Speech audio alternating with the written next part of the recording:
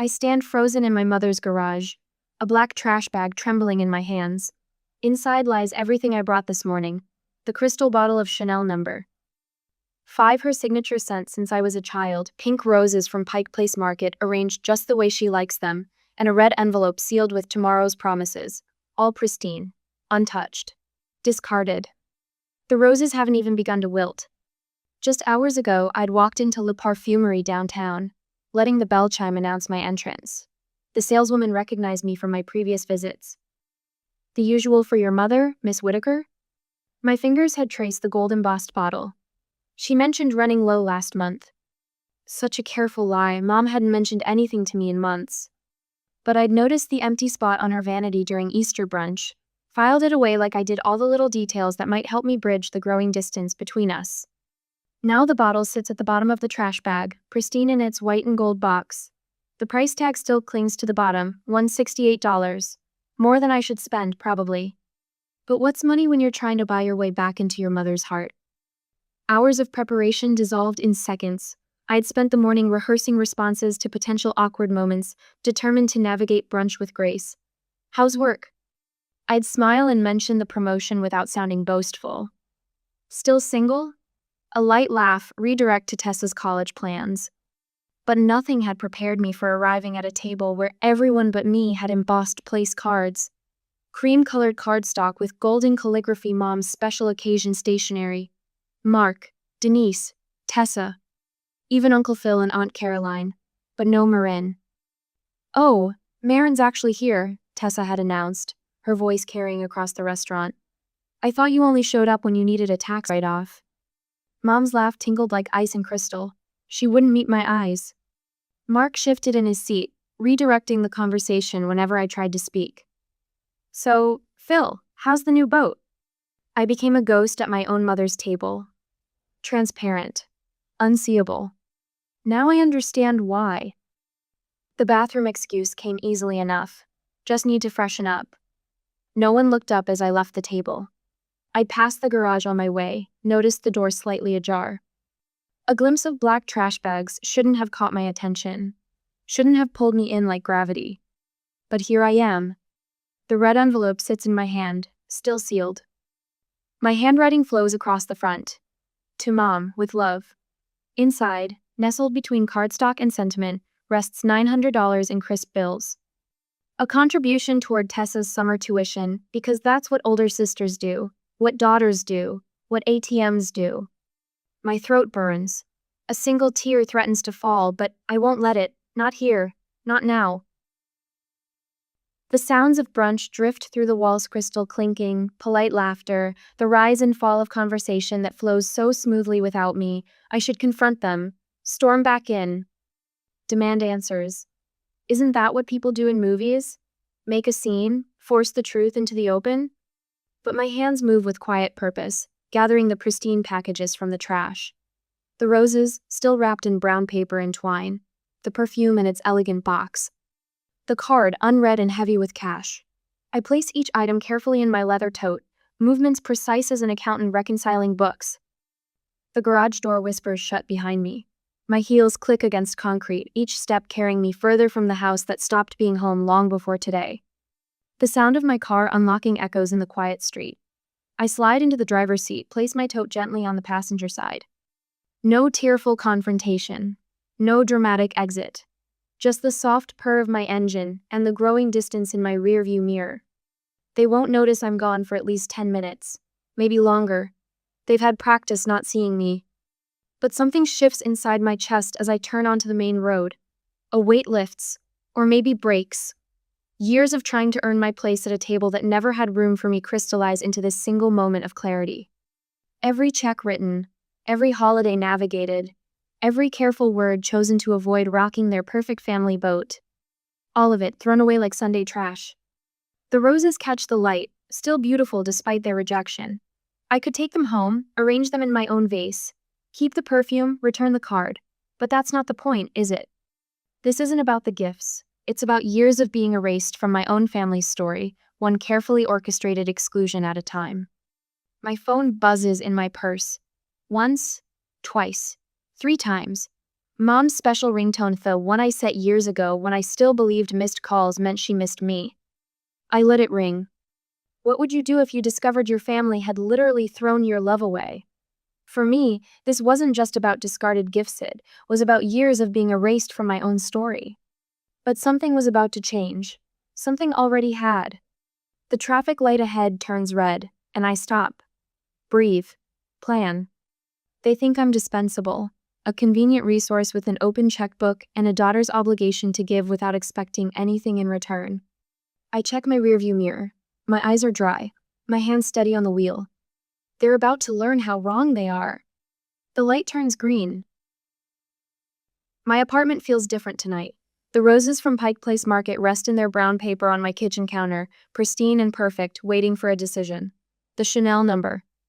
5 box gleams under my living room lamp, its gold lettering catching the light. That red envelope sits between them, still sealed, still heavy with possibility, and $900 I'd withdrawn from the bank yesterday morning. I open my laptop, the familiar glow illuminating the space around me. A blank email page stares back, cursor blinking. Simple, professional, the way I handle everything these days. Subject: Mother's Day card. Just a heads up, I tucked $900 in cash inside the letter, thought it could help with Tessa's tuition. Hope it wasn't misplaced. Send. The memory hits without warning. Mom and me in our old kitchen, just us two, singing along to Madonna while making spaghetti. I was 12, gangly and uncertain, but her smile made everything okay. She twirled me around that tiny linoleum floor, pasta sauce bubbling on the stove. Who needs fancy restaurants? She'd laugh. We've got everything right here. Then Mark moved in. The everything shifted. First, it was small things. My school artwork disappeared from the fridge, replaced by his real estate awards. My bedroom became the guest room when his parents visited. Mom stopped singing in the kitchen. When Tessa arrived, the transformation was complete. The walls filled with professional family portraits, Mark, Mom, baby Tessa. The photographer asked me to hold the reflector. Just until we get the family shots, he said. Nobody corrected him. Opening my banking app, I stare at the recurring payments I've set up over the years. The utilities for their house power, water, internet, Tessa's tuition contributions. The professional association fees for Mark's real estate license. Tax preparation services I've provided for free, saving them thousands. My phone buzzes. 8 a.m., right on schedule. 3 voicemails from Mom. Marin, honey, there's been a terrible misunderstanding. A text from Mark. Hey kiddo, let's grab coffee this week, my treat. Tessa's message pops up last. Way to ruin Mother's Day, real mature. You need to see this. Rachel's text arrives like a lifeline. My best friend since college, the one who noticed things I tried to ignore. The lunch invitations that stopped, including me. The family vacations I learned about through Facebook photos. The Christmas I worked a double shift at the accounting firm while they opened presents without me. Your mother just posted about ungrateful children on Facebook, Rachel writes. Want to come over? I've got wine and zero judgment. Can't tonight, I reply, meeting with Susan. Susan, my therapist of 6 months, suggested I start keeping receipts. Not for revenge, she'd said. For clarity. The stack sits in my desk drawer, check every transfer, every professional favor that helped build Mark's client base. The next day at work, my colleague David stops by my office door. That recommendation you wrote for Mark's Century 21 application? The regional director called to verify some details. Tell him I'll need to revise my statement. My voice sounds steady, professional. My phone hasn't stopped buzzing. Mom's number flashing again and again, each call more urgent than the last. I open my banking app one more time. Click. Cancel automatic utility payments. Click. Withdraw from next semester's tuition contribution. Click. Remove Mark's professional membership fees. When I turn to meetings and clients, the working hours are long past, so I go home. The roses still wait on my counter at home that night. I should throw them away, a perfect mirror of this morning's discovery, but that's not who I am. Instead, I wrap them carefully and walk down the hall to Mrs. Chen's apartment. She lost her husband last month. These are beautiful, she says, touching a petal. But why aren't you keeping them? I think about the trash bag in Mom's garage, about 12-year-old me dancing in that cramped kitchen, about the family photos where I'm conspicuously absent. Because, I tell her, sometimes the kindest thing we can do is stop pretending. Back in my apartment, I open the red envelope at last. The bills inside feel crisp, like possibility, like freedom. I slip them back into my wallet, each one a small piece of myself I'm finally reclaiming. My phone buzzes again. Mom's voice fills my voicemail, shrill with panic. The utility company called. There must be some mistake with the payment. And Mark's broker needs that recommendation by tomorrow. Marin, you have to fix this. Fix this. Like I've fixed everything else. Their convenience masquerading as family obligation, their demands disguised as love. I pick up the Chanel number, 5, its familiar weight in my hands. Mom started wearing it the day she married Mark, replacing the drugstore perfume that smelled like our Sunday morning pancakes and midnight story times. The bottle finds a new home on my own vanity. A small decision, but it feels monumental, like the first brick removed from a wall I've spent years maintaining. Have you ever wondered what happens when you stop carrying someone else's life? I write in my journal, Susan's assignment for moments like these. I'm not seeking revenge, I'm simply reclaiming what has always been mine, my dignity, my resources, my peace. My phone lights up with another call. This time, I don't look to see who it is. In the kitchen, I pour myself a glass of wine. The evening light paints my apartment in shades of amber, the same color as Mom's eyes. Our eyes. The genetic reminder of a connection that used to mean everything. The family that had discarded me wasn't prepared for the aftermath of my absence. But that's not my burden anymore. They'll have to find their own solutions, their own strength, their own way to navigate the world without my constant corrections and contributions. I raise my glass to the empty room, to the woman who's finally learning that love shouldn't require constant payment plans, to the daughter who's done funding her own erasure. Tomorrow, they'll try again. Guilt trips and accusations, financial emergencies and family obligations, the familiar dance of manipulation dressed up as concern.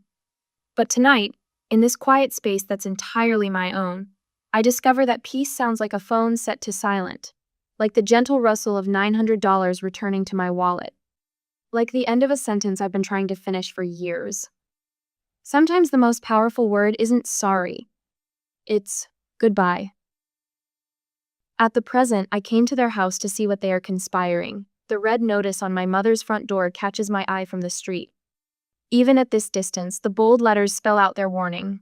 I grip my steering wheel tighter, resisting the urge to pull into the driveway. Mark's Lexus sits alone in front of the garage, a far cry from the usual weekend crowd of family cars. 3 weeks since I stopped paying their utility bills. 22 days since I withdrew my letter of recommendation that had secured Mark's biggest real estate contracts. 16 days since I canceled my monthly contribution to Tessa's tuition fund. My phone buzzes. Another message from Mom, the 20th today. I silence it without looking and go home. This was the first morning I woke up without checking her messages and felt like learning to breathe underwater. Strange, unnatural. Now each notification simply ripples past, leaving barely a wake in my consciousness. After I came back, my apartment feels different too. Bigger somehow, though nothing has changed but the silence. No more Sunday meal prep for family brunches I'm not really invited to. No more scanning real estate listings for Mark's clients. No more late-night calculations of how much I can spare for Tessa's textbooks. I flip open my journal, the leather soft beneath my fingers. Day 23 of reclaiming my life, I write. The words flow easier now, unlike the first entry where tear stains wrinkled the pages. Found another automatic payment to Mom's cell phone bill. Canceled it. Amount saved this month, $2,876. 2 days later, the office lobby sparkles with morning light when she storms in. I spot her through the glass walls of my corner office, signature pearls glinting as she gestures at the receptionist. My mother's theatrical entrance draws every eye, exactly as intended. I need to see my daughter immediately, her voice carries across the floor. Marin Whitaker. I stand, smoothing my charcoal pencil skirt. My heels click against marble as I step into the hallway. Mom. Her eyes narrow at my calm tone. We need to talk. She grabs my arm, manicured nails pressing into my skin. Now. I don't move. We can speak in the visitor area. The reception area couches sink beneath us. Mom perches on the edge, her designer handbag clutched like a shield. You're humiliating this family. A junior accountant walks past, poorly concealing his interest. I wait until he disappears around the corner. How exactly am I doing that? Don't play innocent. Mark lost the Henderson contract because you pulled your recommendation.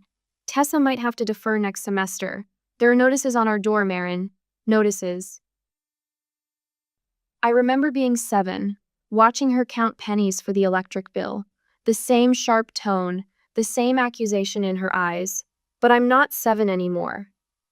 Fix what you've broken, she hisses, before you ruin your sister's life. The words rise in my throat, calm and clear as spring water. Maybe this family should have stopped treating me like a stranger with a checkbook. Her face flushes. After everything we've done for you. Everything you've done? The memory surfaces, 16, clutching a duffel bag of summer clothes.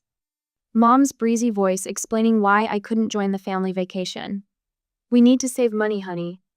The Facebook photos posted a week later, all of them at the beach. Mark teaching Tessa to swim, Mom in a white sundress, her smile radiant. No empty space where I should have been. Christmas Eve, age 23, double shift at the accounting firm to afford Tessa's violin. Coming home at midnight to an empty apartment because they'd decided to open presents early. We didn't want to keep Tessa up late, Mom explained the next day, not meeting my eyes. My hands remain steady in my lap now, talking to her. I can recommend some excellent financial advisors. How dare you? She stands, her voice rising. I am your mother. And I'm your daughter. Or I was, until Mark offered you a better family package. Security arrives with professional discretion. Miss Whitaker, is everything all right? I nod. My mother was just leaving. She fights them with dignity, I'll give her that. No screaming, no scenes. Just that ramrod straight spine, chin held high as they escort her out. Her parting shot carries across the lobby. I hope you're satisfied with yourself. I return to my office. Linda from HR appears in my doorway. Everything okay? Yes. I pull up the transfer request I've been considering. Tacoma branch needs a senior accountant. Everything's fine. The application takes 10 minutes to complete. My cursor hovers over submit when an email notification pops up. Tessa. How could you do this to us? Mom's crying. Mark might lose the house, all because you're having some sort of midlife crisis. Real families don't abandon each other. Real families. Like the ones in the vacation photos I wasn't in. The holiday dinners where my chairs stayed empty. The Mother's Day brunches where my gifts ended up in the trash. I hit submit. The Tacoma apartment costs less than half my Seattle mortgage. No space for family gatherings I'm not invited to. No guest room for relatives who never visit. Just a sunny kitchen with a window seat, perfect for Sunday mornings with coffee and paper, the kind of mornings I never allowed myself before. 4 weeks later, a small package arrives the day I move in. Inside, a delicate silver bracelet catches the light. The note reads, "To replace the one you gave your mother last Christmas. This time, keep it. You deserve nice things too. Linda from HR." I clasp it around my wrist, the metal warm against my pulse. In my journal, I write, Day 47, bought myself flowers today. They're staying right where they belong. The phone buzzes. Mom's number. I let it ring. And now at work, a week after I moved into my new apartment, my phone buzzes for the 20th time today. Mark's name flashes across the screen, his message preview dripping with manufactured concern. Your mother is devastated by your behavior. Delete. Another notification. Tessa this time. I might have to drop out because of what you did. Delete. The messages pile up like autumn leaves, carried on winds of manipulation. Mrs. Henderson from church wants me to know she's praying for our family's reconciliation. Dad's old colleague hopes I'll do the right thing. Even my mother's hairdresser called to remind me that family is forever. I set my phone face down on my desk, focusing instead on the spreadsheet before me. Numbers don't lie, numbers don't manipulate, numbers just are. Everything okay? Sarah from accounting peers over our shared cubicle wall, concern etching fine lines around her eyes. Your phone's been having a seizure all morning. Family stuff. I manage a small smile. Nothing urgent. But urgency floods my inbox that evening. Denise has taken to social media, sharing cryptic posts about ungrateful children and the pain of maternal sacrifice. Her friends rally in the comments, offering heart emojis and thinly veiled judgments. I create a new email filter, directing anything from family into a folder labeled Weekly Review. My therapist suggested this approach last session. You don't have to be available for manipulation 24/7, she'd said, tapping her pen against her notepad. Their emergencies aren't emergencies anymore. The silence that follows feels like coming up for air after years underwater. 2 weeks pass. I check the family folder during my scheduled therapy hour, 37 messages, each more desperate than the last. Mark's real estate listings have dried up since I withdrew my professional recommendations. Tessa's tuition payment is overdue. Mom's utility bills are piling up. You've destroyed this family, Mark writes. Is that what you wanted? No, I think, closing the folder. What I wanted was to belong. The whispers reach me through office grapevines. Mark tells anyone who'll listen that I sabotaged his career out of jealousy. Mom spreads rumors about my supposed financial troubles, painting herself as the concerned parent of a daughter spiraling out of control. Tessa posts TikToks about toxic siblings, each one a masterclass in victimhood. Their stories contradict each other like badly rehearsed lies. Join us for dinner? Sarah catches me in the break room, stirring cream into my coffee. A bunch of us are trying that new Thai place downtown. The invitation catches me off guard. When was the last time someone asked me to dinner just because they wanted my company? I go with them. Now, a week later, I host my first dinner party on a Wednesday night. Nothing fancy, just takeout and wine with Sarah and 2 other colleagues who've become friends. To new beginnings, Sarah raises her glass. The others join in, their smiles genuine, their laughter unforced. No one asks what I can do for them. No one measures my worth in dollars and cents. The first holiday hits like a test. Thanksgiving looms, traditionally a performance of family unity at Mom's perfectly set table. This year, my phone stays silent. No guilt-laden invitation. No reminder of my assigned dishes. No subtle hints about financial contributions. I wake up that Thursday morning without the familiar knot in my stomach. No need to rehearse neutral topics or prepare deflections for invasive questions. Instead, I pull on yoga pants and drive to Sarah's house, where a mismatched group of holiday orphans has gathered. Brought sweet potato casserole, I announce, setting down my dish. Fair warning, I tried my Aunt Caroline's recipe. The one who always saw through their bullshit? Sarah asks, taking the casserole. She's heard enough of my story by now to keep the players straight. The very same. I smile, remembering my last call with Aunt Caroline. You know what she told me? She said sometimes the bravest thing we can do is stop playing roles in other people's stories. The casserole turns out lumpy, but tastes like freedom. Later that night, sprawled on Sarah's couch with a glass of wine, I scroll through my mother's latest social media performance. Photos of a perfect family gathering, carefully framed to hide my absence. Tessa and Mark beaming for the camera, Mom's caption gushing about those who choose to be present. My thumb hovers over the block button. A text arrives from an unknown number. They're all scrambling to cover the bills you used to pay. Serves them right. I recognize my cousin Rachel's tone, but I don't respond. This isn't about revenge. It never was. The family message folder shrinks as winter deepens. Their stories shift from accusation to resignation. Mark lands a smaller real estate position. Tessa takes a semester off to find herself. Mom's social media posts turn philosophical, full of quotes about forgiveness and the burden of loving too much.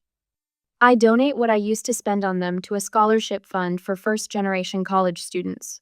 The tax receipt arrives in December, a different kind of family legacy. My therapist says healing isn't linear. Some days the guilt crashes back like a wave, threatening to drown the progress I've made. But now I recognize it for what it is, an echo of old programming, not a compass pointing true north. That's how weeks pass for me.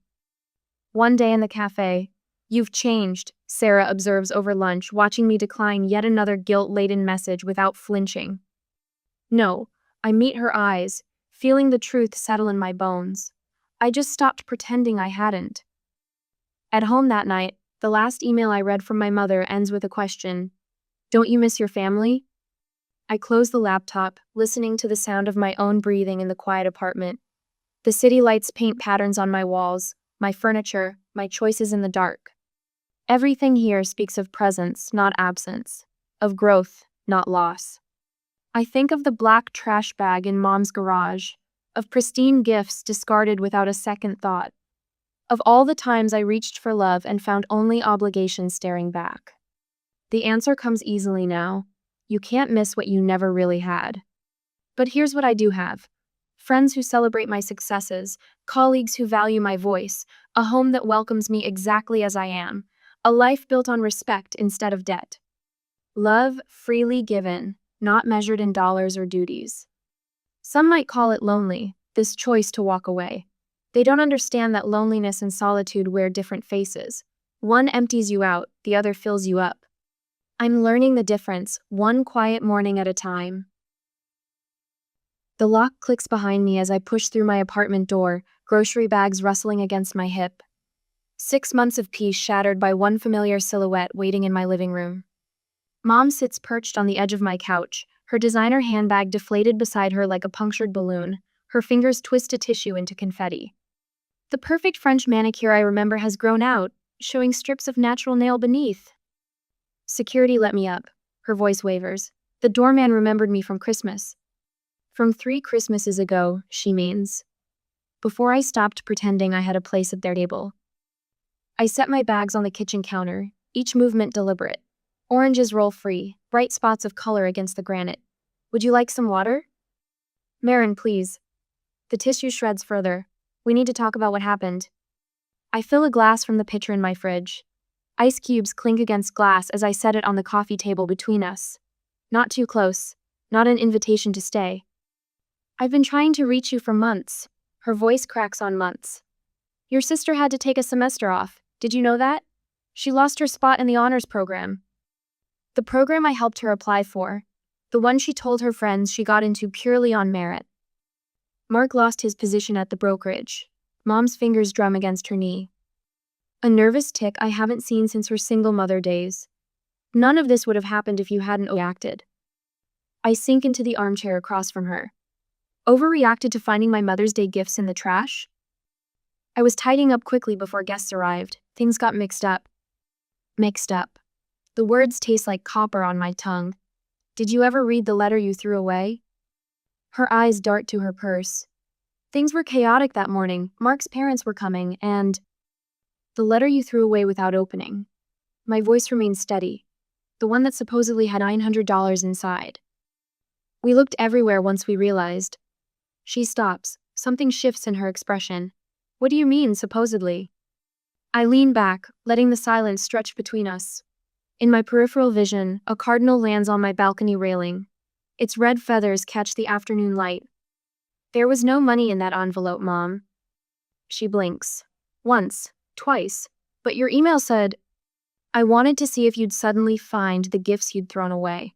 The cardinal tilts its head, studying its reflection in my window. The letter only contained what money can't buy.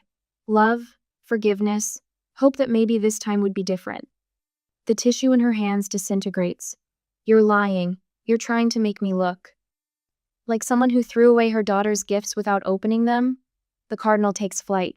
Or like someone who only came looking for those gifts when she thought there was cash inside. That's not fair. Her voice hardens. We're family. Family helps each other. Family. The word sits heavy in my mouth. Tell me, what was the last thing you gave me that wasn't a request for money or a reminder of my obligations? She stands, shoulders rigid. I gave you life. And I spent years trying to earn it. I rise, matching her height. The utilities I paid, Tessa's tuition, tax help for Mark's business, professional referrals. Was any of it enough to earn a place card at your table? You're being dramatic. It was a simple oversight. Simple enough to laugh when Tessa joked about me only showing up for tax write-offs? The memory still stings. Simple enough to throw away roses that hadn't even begun to wilt? Her hand clutches her purse strap. We've had our differences, but you're still my daughter. Am I? I walk to my front door, each step measured. Or am I just the ATM you visit when other options run dry? Marin, please. Her voice cracks again. This time I recognize the sound. Not grief, but fear. The same tone she used with bill collectors years ago. We can work this out, maybe set up a regular schedule for... I open the door. I can recommend some financial counseling services. They offer sliding scale fees. You're really going to abandon your family? Over a misunderstanding? No, Mom. I meet her eyes. They're still the same shade as mine, but I no longer search them for approval. I'm just returning the favor you gave me that Sunday morning, the one you wrapped in a black trash bag. She pauses in the doorway, lips parted. For a moment, I see a flash of the young single mother who once taught me how to be strong. Then her jaw sets, and she's Denise again. Mark's wife. Tessa's mother, a stranger who shares my eyes. When you're ready to apologize, she says, you know where to find us. The door closes with a soft click. No dramatic slam, no tearful accusations, just the quiet sound of one chapter ending and another beginning. I walk to my balcony and open the glass door. The cardinal has returned, a twig in its beak, building something new. A breeze carries the scent of spring from the park below. Grass, earth, possibility. My phone buzzes. Mom's special ringtone, the one I set years ago when I still believed missed calls meant she missed me. I let it ring. Some things are better left unanswered. Some letters are more powerful empty than full. The cardinal takes flight again, twig still firmly in its grasp. I watch until it disappears behind the neighboring building, carrying its small piece of the future toward home. After a year, I will become even stronger, but I will not allow them to step on me ever again. A year later, I got promoted and bought my own house, small but mine. The Sunday morning sunlight streams through my kitchen windows, catching the rim of my coffee mug and the edges of freshly polished silverware. The scent of warm croissants mingles with brewing coffee, filling my new home with promise instead of pretense. Need help with those? Linda from accounting balances her mimosa while eyeing the pastry arrangement I'm perfecting. Her silver hair catches the light as she leans against my granite countertop, comfortable in a way I never was in my mother's kitchen. Just about done. I adjust a chocolate-filled croissant, though you could grab the fruit platter from the fridge. My home. The words still send a little thrill through me. Not just the modest craftsman with its honey-colored hardwood floors and built-in bookshelves, but what it represents. Every mortgage payment comes from my own account. Every paint color choice was mine alone. No one's approval required. The promotion to senior manager came with a salary bump that made it possible.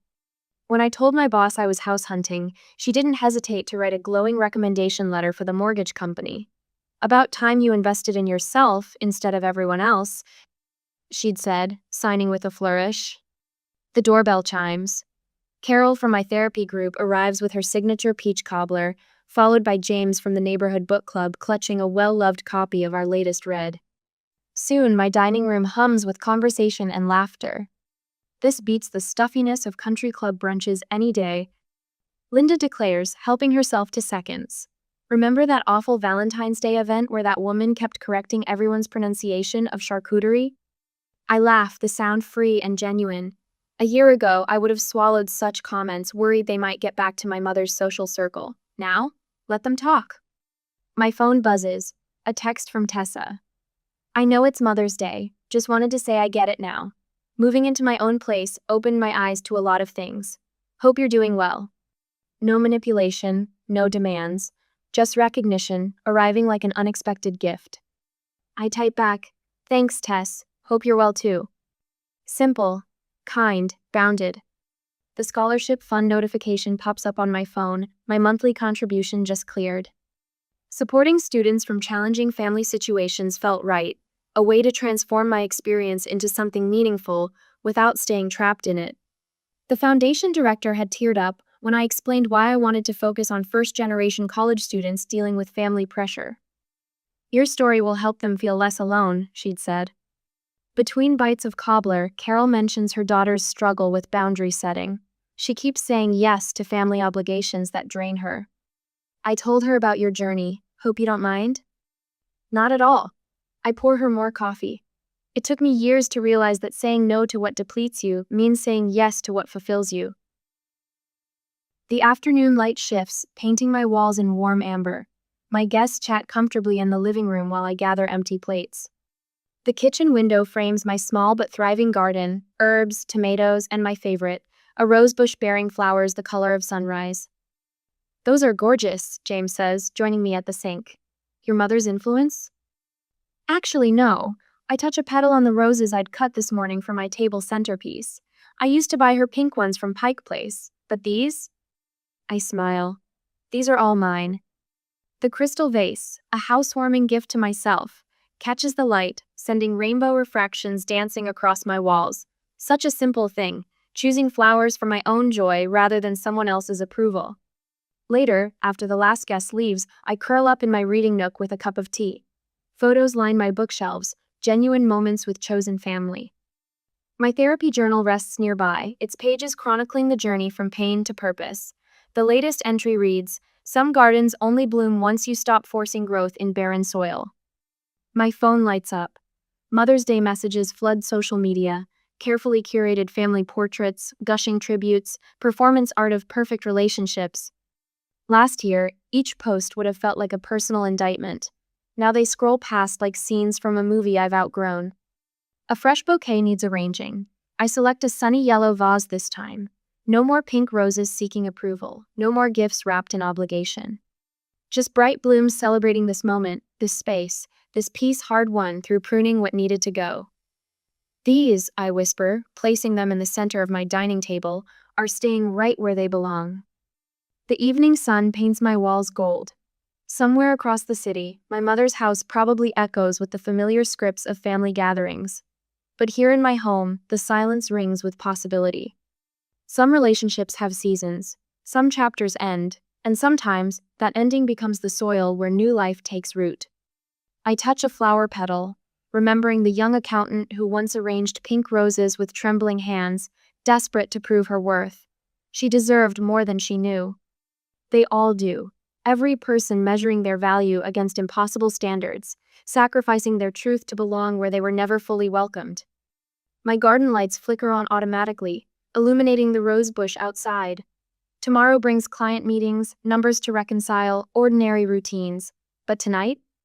Tonight I sit with my tea, my choices, my peace, watching light play through crystal and knowing, to my bones, that I'm exactly where I should be. The roses catch the last ray of sun, glowing like promises kept. Not to others this time, to myself. The rain taps against my window, creating little rivers that distort the Seattle skyline beyond. I sit cross-legged on my sofa, staring at the single chocolate cupcake on my coffee table. One sad candle stands unlit in its center. 30 years old today, the big 3-0, and absolutely no one remembers. I check my phone for the 15th time in 10 minutes. No missed calls. No texts. Just the blank screen reflecting my face back at me. The clock on my wall clicks to 8 p.m. with a quiet finality. Something inside me deflates. It's official now. My milestone birthday has come and gone, without a single acknowledgement from the people who gave me life. I unlock my phone and open Instagram, knowing it's emotional self-sabotage. My thumb scrolls almost involuntarily until I find what I'm looking for. My sister Camille's latest post. There she is, radiant at her piano recital last night, her fingers poised over the keys. 78 likes already. My mother's comment appears first. Our brilliant star. Your father and I couldn't be prouder of your magnificent performance. Dad's comment follows. That's my girl. Mozart himself would be jealous. I feel the familiar tightness in my throat. 30 years of this same pattern, and it still stings like the first time. I close Instagram and flip to my camera roll, finding photos of the boutique hotel redesign I completed last month. The warm lighting, the seamless blend of modern luxury with historical elements. The project that earned me industry recognition and a substantial bonus. A tear splashes onto my screen, distorting the image of my greatest professional achievement. I wipe it away with my sleeve. No one's ever going to celebrate you, Emery, I whisper to myself, my voice sounding small in my empty apartment. Not the way they celebrate her. The memory surfaces unbidden me at 10 years old, waiting in our living room in a pink dress my grandmother had sent for my birthday. My hair carefully brushed. A smile plastered on my face. "Hurry up, we can't be late for Camille's recital," Mom had called, rushing through the room without really seeing me. "But what about my party?" My small voice had barely registered. Dad had patted my head absently. "We'll celebrate next weekend, kiddo." We never did. That was the first time I learned to fade into the background of my own life. To expect nothing and be grateful for less. To watch Camille shine while I stood in the shadows, clapping louder than anyone. I brush another tear away, annoyed with myself for this display. I'm 30, not 10. I should be over this by now. The cupcake sits untouched, its chocolate frosting slightly hardened from waiting too long. I reach for it, then stop. What exactly am I celebrating? Another year of invisibility? Another milestone spent alone while my family forgets I exist? No, not this time.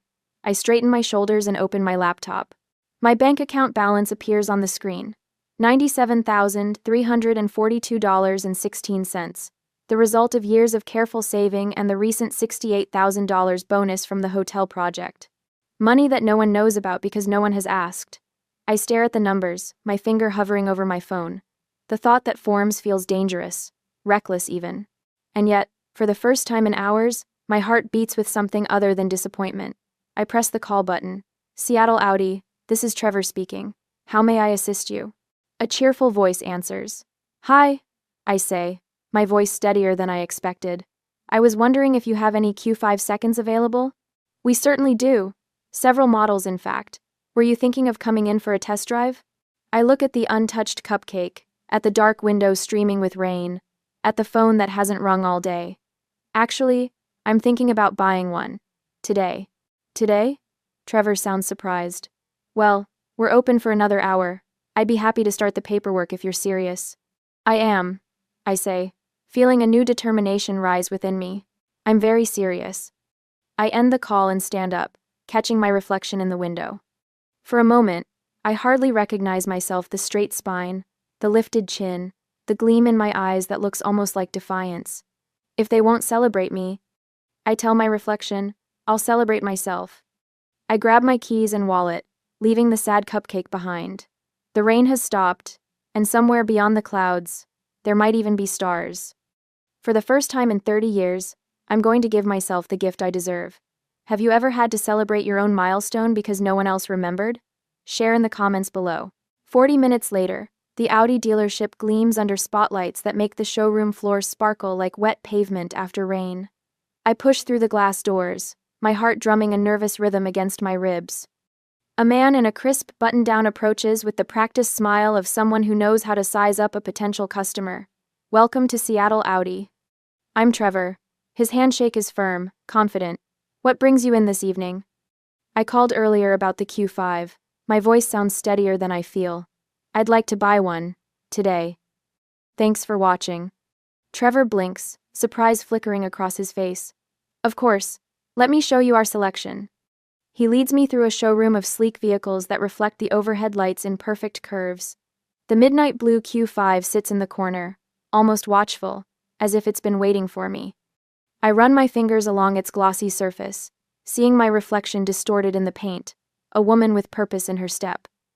"I can get the paperwork started if you'd like to test drive it first," Trevor offers. "No need." I straighten my shoulders. This is the one. In the finance office, a woman with silver-streaked hair slides forms across a polished desk. When we reach the payment section, she looks up expectantly. "How would you like to finance this purchase?" "I'll be putting down $60,000 cash." The words feel strange in my mouth. "I'll finance the remainder."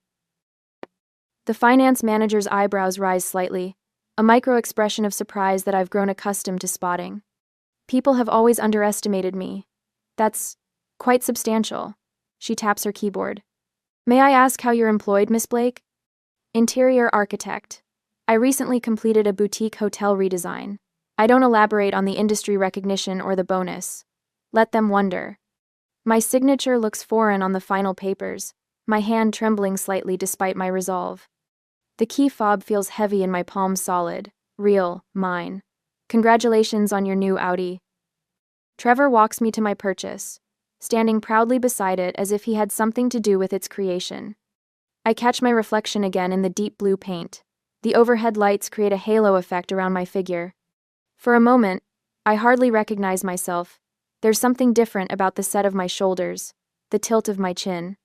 Back home, I park in front of my apartment building, unable to stop looking back at the car as I walk toward my door. It looks almost defiant under the streetlights. Inside, I pull out my phone and scroll to Instagram. My finger hovers over the camera icon before I grab my jacket and head back outside. This needs to be done right. 30 minutes later, I'm at Cary Park. The Seattle skyline stretches before me, the Space Needle illuminated against the night sky. I position my new Audi with the city lights as backdrop, adjusting the angle until it looks perfect, the midnight blue exterior catching the glow of the city like a mirror. I take several photos, selecting the best one. The caption takes longer than the photo shoot. I type and delete, my thumbs dancing nervously across the screen. Finally, I settle on, "Happy birthday to me, dream car, dream life." My finger hovers over post for a full minute. This isn't just about the car, it's a declaration, a statement about my worth that my family has never been willing to make. I press the button before I can change my mind. The notifications start almost immediately. Colleagues from the design firm, friends from college, former classmates. The likes accumulate, along with surprised comments. "Oh my God, Emery, what a beauty. Happy birthday, you deserve it. Didn't know you were in the market for an Audi. Congrats." I'm savoring a moment of vindication when my phone buzzes with a call. Mother. I stare at her name on the screen for 3 rings before answering. Emery Jean Blake. My full name. Never a good sign. "Where did you get that kind of money?" "No, happy birthday." "No, how are you?" Just immediate suspicion. "Hello to you too, Mom." I lean against the Audi's hood, feeling its solid presence supporting me. I earned it. That car costs more than most people make in a year. "Harold, come talk to your daughter about this car she's apparently bought." I hear rustling as the phone changes hands. "Emery?" Dad's voice carries the same tone he used when I was 16 and came home past curfew. "Is this some kind of lease arrangement? Because financially this seems—" "It's mine, Dad, paid mostly in cash." The words taste sweet in my mouth. From my bonus on the Fairmont project. Excess. Silence stretches between us. I can almost hear him calculating, reassessing. Well, his voice has shifted, unsure of its footing. That seems impulsive. My phone beeps with a text notification. Camille. I pull the phone away to glance at the preview. "Wow, didn't think you could afford something like that." Mom and Dad freaking out, lol. The family group chat explodes seconds later. Messages pile up about my sudden extravagance and unexpected purchase. Not one message acknowledges what day at Island. Mother's voice returns to the line. "We need to discuss this as a family. Dinner. Tomorrow night, 6 o'clock sharp." Is this an invitation or a summons? I ask, surprising myself with my boldness. "This is family, Emery. We're concerned." I glance at my watch. 9:43 p.m. My birthday nearly over, still unacknowledged. "I'll be there," I say finally. "But I'll be driving myself." After hanging up, I sit in my new car, hands resting on the premium leather steering wheel. The silence wraps around me like a blanket. Tomorrow will be a reckoning, but tonight is still mine. I start the engine and drive toward downtown. The streets are quieter now, most commuters long gone. I find a small bakery near Pike Place that stays open late. The bell tinkles as I push through the door. "You caught us just before closing," says a woman wiping down the counter. "What can I get you?" "A birthday cake." The words come out softer than I intended. "A small one." She shows me a simple chocolate cake with buttercream frosting. "Any message?" I hesitate only briefly. "Happy birthday, Emery, from me to me." Her eyes meet mine with quiet understanding as she pipes the message onto the cake in elegant script. No questions asked, just a sympathetic smile as she boxes it up. "Hope it's a good one, despite everything," she says, sliding the box across the counter. Back in the car, I place the cake carefully on the passenger seat. In the window reflection, I see a woman I'm just beginning to recognize, someone who has decided her own worth isn't up for debate anymore. The cake sits beside me like a passenger as I navigate the rain-slicked streets, heading home to finish celebrating the birthday no one else remembered. The next evening, The tires of my new Audi crunch on the familiar gravel driveway of my parents' Bellevue home. I park deliberately beside Dad's practical sedan, the contrast between our vehicles, a physical manifestation of our differences. Through the large bay window, I catch their silhouettes, Mom, Dad, and Camille watching my arrival. Their expressions shift from judgment to surprise as they register the gleaming vehicle. I sit for a moment, hands still gripping the wheel. The cake box waits patiently on the passenger seat, its message hidden inside like a time bomb. A deep breath fills my lungs. 30 years of swallowed words press against my throat. Today is different, I whisper to my reflection in the rearview mirror. I gather the cake box and step out into the cool evening air. Mom opens the front door before I reach it. Emery! What a surprise! Her eyes dart past me to the Audi, then back to my face. Come in, dinner's almost ready. Dad stands in the foyer, arms crossed. That's quite a vehicle you've got there. Yes, at Island, I offer nothing more as I step inside, brushing past him with the cake box held carefully in front of me. Camille hovers nearby, curiosity battling with discomfort on her face. Hey, Em. Nice car. The dining room looks the same as always, the polished maple table where we've celebrated countless milestones, most of them Camille's. Crystal glasses catch the light from Mom's prized chandelier. The table is set with the good china, the kind reserved for important occasions. Never my birthdays. Merlot? Mom offers, already pouring. Just water, thanks. I want a clear head for what's coming. Dad takes his seat at the head of the table, his kingdom secure. So, Emery, that car must have set you back. Financing these days is a trap, you know. Those dealers will tell you anything to get you to sign. I sip my water. No financing needed for most of it. The silence that follows feels physical, like a weight pressing down on the room. Mom busies herself serving pot roast, her specialty, while Dad clears his throat repeatedly. Camille glances between us, sensing the undercurrents. The Thompson Hotel project must have gone well. Camille offers, reaching for the salt. It did. I cut a small piece of meat. The client was very pleased. Hotels are risky investments these days, Dad says, his fork stabbing a carrot. Tourism fluctuates. You should be putting money into your retirement, not depreciating assets. Harold, Mom warns quietly. What? I'm just saying what any responsible parent would. These big purchases at her age. I continue eating methodically, letting his words wash over me. The same dismissal, different day. I've heard variations of this lecture my entire life. My choice of university, too expensive. My apartment in the wrong neighborhood. My career, unstable. The dinner progresses with carefully navigated small talk. Weather, Camille's upcoming recital, the neighbor's renovations. Not once does anyone mention my birthday. When we finish eating, I stand and retrieve the cake box from the sideboard where I'd placed it. The table falls silent as I set it in the center, directly under the chandelier. With deliberate movements, I open the lid. Happy birthday, Emery, from me to me, stares up at them in elegant script on white frosting. Mom's hand flies to her mouth. Oh, Emery, we don't. My voice comes out steadier than I expected. For 30 years, my birthdays were forgotten, while Camille's moments were celebrated like royalty. Dad shifts uncomfortably. Now, that's not fair, isn't it? I meet his gaze directly. My 16th birthday. You gave me a grocery store cake while Camille had a catered party with 50 guests for hers. Mom's eyes fill with tears. We never meant. My 20th birthday coincided with Camille's college graduation.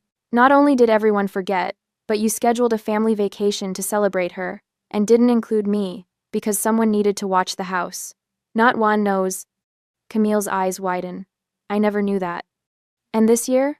I continue, my voice gaining strength with each word. Complete silence. Not even a text message. The room stills. The only sound is the ticking of the grandfather clock in the corner, marking seconds of uncomfortable truth. I stand straighter, shoulders back. I gave myself the gift I deserved, and I don't need anyone's approval. Broad. But $50,000 on a car? Dad sputters. It's irresponsible. Is it? The hotel project I just completed? The one none of you asked about?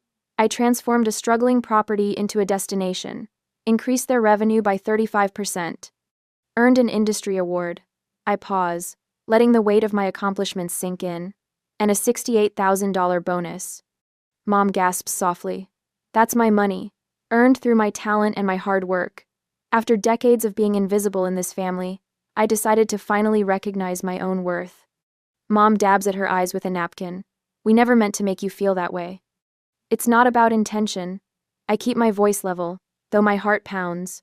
It's about 30 years of consistent actions. It's about creating a family dynamic where one child matters and one doesn't. Dad stares at his plate, uncharacteristically silent. Camille reaches toward me, then pulls back. I never realized. I was so wrapped up in myself, in all the attention. I should have seen it. Yes, you should have. The words come out sharper than intended, but I don't apologize. But you're not the architect of this family structure. You just benefited from it. I turn back to my parents. I don't need you to suddenly start celebrating me.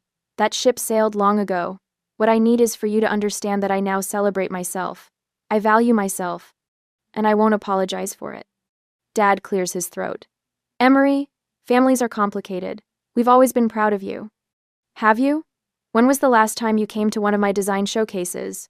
When did you ever put a photo of my projects on the mantle, alongside Camille's recital programs? When did you ever introduce me first when meeting new people? Mom's tears fall freely now. Dad looks stricken, as if seeing me clearly for the first time. I stand, gathering my purse.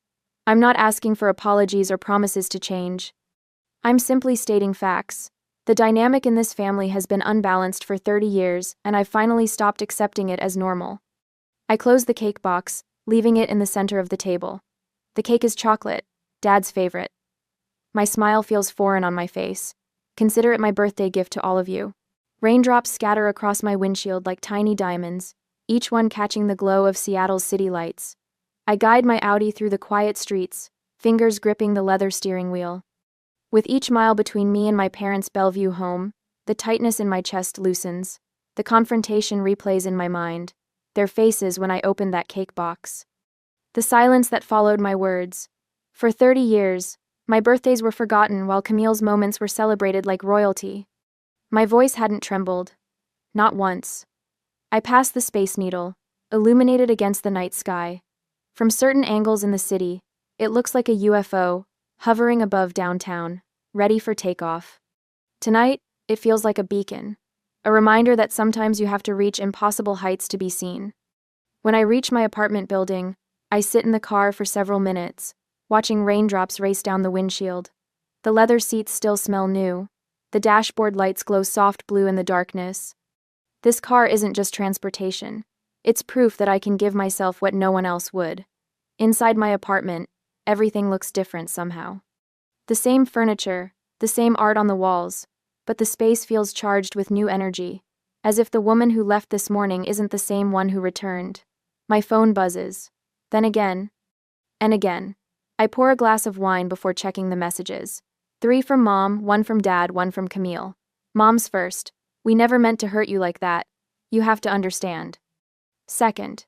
Your father and I love both our girls equally. We always have. Third. Please call me back. We need to talk about this as a family. Dad's is brief and awkward. Family unity matters more than any misunderstanding. Let's not let this create a divide. Misunderstanding. As if 30 years of pattern was just a simple mix-up. I take another sip of wine and open Camille's message. Can we meet tomorrow? Just us. Coffee at Elm Street near Pike Place at 10?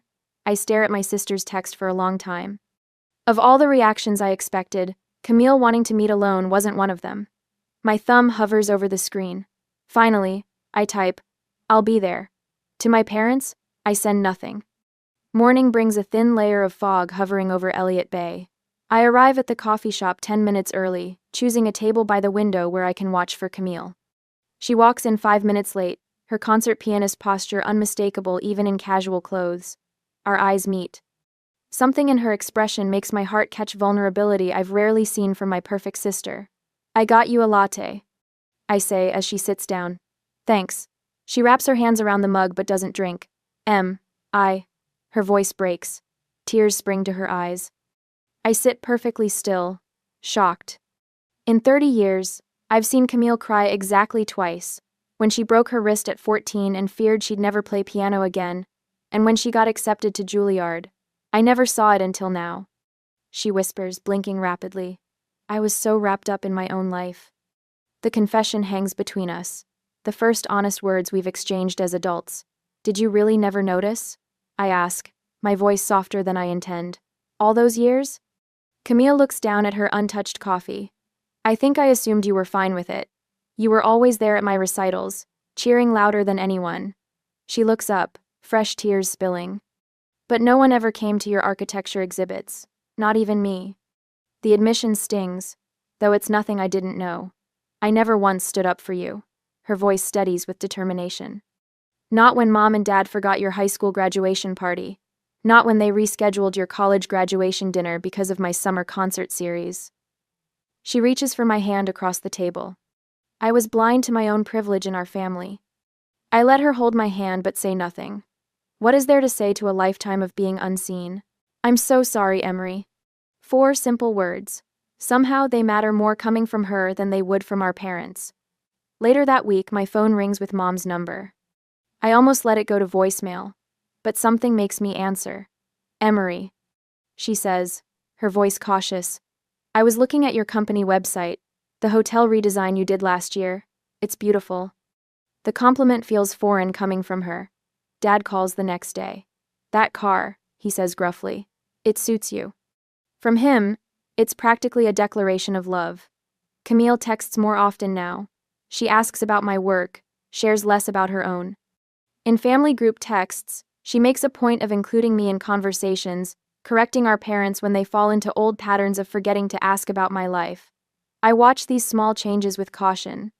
30 years of habit don't transform overnight, but something has shifted, like the first crack in a dam that has held back waters too long. In the quiet of my apartment, I run my fingers along the Audi key fob sitting on my coffee table, the talisman that broke the spell. I wonder if family relationships can truly change after decades of established patterns, or if we're just playing new roles in the same old script. The rain starts again, tapping against my windows. But tonight, it doesn't sound melancholy. It sounds like applause. A week later, the rain taps a gentle rhythm against my windshield as I drive across Lake Washington toward Bellevue. The car still smells new, a subtle leather scent that reminds me of transformation every time I slide behind the wheel. My phone buzzes with another text from Mom. The third one today. We're so looking forward to seeing you, sweetheart. Drive safely. I tap my fingers against the steering wheel, still getting used to this new version of Margot Blake, the one who remembers to text, who asks about my work, who seems genuinely interested in my existence. The invitation had appeared 3 days ago. Special family dinner on Friday, Mom had said, her voice carrying an unusual note of hesitation. Nothing fancy, just the 4 of us. I'd nearly declined. After 30 years of patterns, 6 months feels like a blink, hardly enough time to trust that anything has truly changed. But something in her voice had sounded different. Earnest. Almost nervous. So here I am, crossing the bridge that connects my new life with the old one.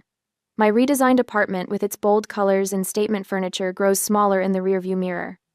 Ahead lies the familiar tree-lined street of my childhood, where I learned to disappear. I turn onto my parents' block and spot something unexpected: balloons tied to the mailbox. Blue and silver balloons dancing in the breeze. A knot forms in my throat. I park behind Dad's truck and sit for a moment, gathering myself. Through the windshield, I watch Mom peek through the living room curtains. She waves, a tentative smile on her face. The front door opens before I reach it. Emery, Mom says, stepping forward to embrace me. Her hug lasts longer than usual, her perfume familiar yet somehow different against this new dynamic between us. You look wonderful. Thanks, I say, following her inside. The house smells of roasting chicken and something sweet, cinnamon maybe. What's the occasion? Mom's eyes dart toward the dining room. Why don't you go see for yourself? I round the corner and stop cold. The dining room table, normally set with simple white plates for family dinners, gleams with the good china and crystal glasses. A vase of fresh flowers sits center stage beside a large white box from Macrina Bakery. Blue and silver streamers hang from the chandelier. Surprise, Dad says, rising awkwardly from his chair. Better late than never, I suppose. Camille steps forward from behind him, her hands clutching a wrapped package. Happy belated birthday, Em. I remain frozen in the doorway, unable to process the scene before me. Dad gestures toward the cake box. Go ahead, he says, voice gruff with something that might be embarrassment. Open it. With numb fingers, I lift the lid. Inside sits a chocolate cake with buttercream frosting, written across the top in elegant blue script. Happy belated 30th birthday, Emery. I know we can't undo the past, Dad continues, eyes fixed somewhere over my shoulder, but your mother and I have been doing some thinking. About how we've, he pauses, searching for words, not been as attentive as we should have been. The understatement hangs in the air between us. 30 years of forgotten birthdays, overlooked achievements, and invisible accomplishments, reduced to not being attentive. Camille steps forward, pressing her gift into my hands. Open mine first.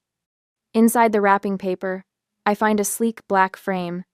Behind the glass is a professional photograph of the hotel lobby. I redesigned the project that earned me that bonus, that gave me the courage to buy my car, that changed everything. Beside the photo is the review from Seattle Architecture Monthly, praising the bold vision and flawless execution. I had it printed and framed, Camille says, watching my face. I thought maybe you could hang it in your office. Thank you, I whisper, genuinely touched by her thoughtfulness. This island, perfect. We sit down to dinner, the conversation stilted but sincere. Mom serves my favorite chicken marsala, something she's made countless times for Camille but rarely for me. Dad asks about my current projects with awkward interest. Camille fills silences with stories from her music studio. We wanted to make up for missing your birthday, Mom says as she serves the cake. The words catch me off guard, not an acknowledgement of decades of pattern, just a single missed occasion. Dad nods, cutting into his slice. Your mother feels terrible about it. I set my fork down. It wasn't just my 30th birthday, Dad. The table goes quiet. Dad looks uncomfortable, eyes darting to Mom for rescue. I know, Mom says finally. We've missed a lot. Made you feel less important. Second place, I say quietly. Or no place at all. The cake sits half-eaten on our plates as I continue. I appreciate tonight. I really do. But I need you to understand something. I'm not looking for makeup celebrations or guilt-driven attention. I look each of them in the eye, Dad, who still can't quite understand my career. Mom, who's trying but still misses the point. Camille, who seems truly sorry for her unwitting role in my invisibility. What I want is respect. Recognition that I exist, that my achievements matter, that my presence in this family counts for something. Dad shifts in his chair. Of course you count, Emery. You've always counted. Have I? I ask. When was the last time you came to one of my design exhibitions? Or asked about my career without me bringing it up first? When did you ever put one of my events ahead of Camille's? Silence falls again, heavier this time. Things will be different now, Mom promises, reaching for my hand. I let her take it, but my voice remains steady. They already are different, because I'm different. I decide my worth now, not anyone else. The words hang in the air, not angry, just matter of fact. For the first time in my life, I feel the power shifting in this room. No longer the forgotten daughter seeking crumbs of attention, but a woman stating her terms. Fair enough, Dad says finally, nodding slowly. We've got some catching up to do. Camille raises her water glass. To new beginnings? And better birthdays? I lift my glass to meet hers, studying the faces around the table, my imperfect family, trying their imperfect best to repair what they've broken. Not because I forced them with my car purchase, but because my act of self-worth showed them who I really am. The cake tastes sweet on my tongue, not perfect, but good enough. Like this moment, not everything I dreamed of, but perhaps everything I need. To new boundaries, I amend, my voice strong. And to celebrate ourselves when no one else remembers to. A year later, the gentle ping of my phone startles me awake. I squint at the screen, surprised to find a text from Dad. Happy birthday, Emery. Hope it's a good one. Simple, straightforward, completely unlike last year's deafening silence. More notifications appear as I brush my teeth. Mom sent flowers. Camille wants to take me to lunch. My colleagues have planned something at the office. The contrast with my 30th birthday strikes me like a physical sensation, warm sunlight after a year of storms. I slide into my Audi, running my hand over the leather steering wheel. For a year now, this car has been my daily reminder of the moment I decided to value myself. Today, it carries me toward a birthday that others finally remember. At the design firm, my team surprises me with champagne and a towering chocolate cake. My assistant, Ben, holds up a toast to Emery, whose redesign of the Harborview Hotel just landed us the Westlake Tower contract. The client specifically requested you. The praise washes over me, and I accept it without deflection. Last year, I would have mumbled something self-deprecating. Today, I simply raise my glass. Thank you all. I couldn't ask for better colleagues. Later, Camille meets me at our favorite waterfront restaurant. She looks different, somehow more attentive, less absorbed in herself. I reserved the table with the best view, she says, leading me to a window seat overlooking Elliott Bay. She hands me a small wrapped box. It's not much, but inside rests a silver compass pendant. For the woman who found her own direction. The card reads, "It's perfect," I say, genuinely touched. Camille reaches across the table. "I've been thinking about what you said last year, about always being invisible." She pauses. "I never realized what it cost you to cheer for me all those years." I clasp the pendant around my neck. "We can't change the past." "No," she agrees, "but I can do better now." After lunch, I drive to Cary Park Viewpoint. The Seattle skyline spreads before me, the Space Needle piercing a sky unusually clear for September. My phone rings, Mom. "Happy birthday, sweetheart," she says, her voice warm but cautious. "Did you get the flowers?" "They're beautiful, Mom. Thank you." A pause. "Your father and I wondered if you'd join us for dinner this weekend? Nothing fancy, just family." Family. The word sits differently now, no longer weighted with expectation and disappointment. "I'd like that," I say. "Saturday would work." The invitation hangs between us, not a demand disguised as a question, but a genuine request. The subtle shift feels monumental. Back home, a package waits outside my apartment door. Camille's handwriting. I carry it inside, peeling back the brown paper to reveal a handmade scrapbook. Page after page documents moments I thought no one had noticed: my college graduation, my first design award, newspaper clippings about the Harborview project. A note falls from between the pages. "I see you now. I'm sorry it took so long." I trace my fingers over a photo of myself standing beside my Audi, taken the day I bought it. The moment I stopped waiting for validation and claimed it for myself. Opening my desk drawer, I remove a recent photo me with my design team at the hotel opening. I carefully paste it into the scrapbook, completing the chronicle of my journey. The afternoon light slants through my window as I consider my evening plans. Mom and Dad's dinner invitation. A birthday gathering friends have organized at Elliott's Oyster House. Both options remain open, neither carrying the weight of obligation. For the first time, the choice is truly mine. Whatever I decide, I'll celebrate on my own terms. I stand before my mirror, fastening Camille's compass around my neck. My reflection shows a woman who finally understands that her worth never depended on family recognition. It was always there, waiting to be claimed. My car keys glint on the counter, catching the light. The Audi wasn't just a purchase, it was a declaration. A promise to myself that I would never again wait for others to acknowledge my milestones. Some gifts change more than your possessions. They change who you are.